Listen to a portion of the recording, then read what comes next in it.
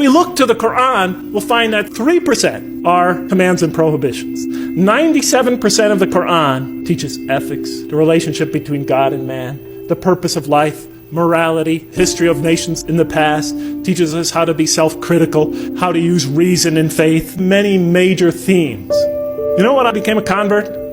Rules, rules, rules. If I hadn't studied this religion myself, I would have left it the next day. Let us begin by following the model established by God himself through his prophet Muhammad, peace be upon him. Do we practice that here? We're trying to win these kids back over to this religion, and the first thing we do is get them in that door. We tell them, okay, you, cover your hair, you do this, don't do that. We are obsessed with only that. Be tolerant.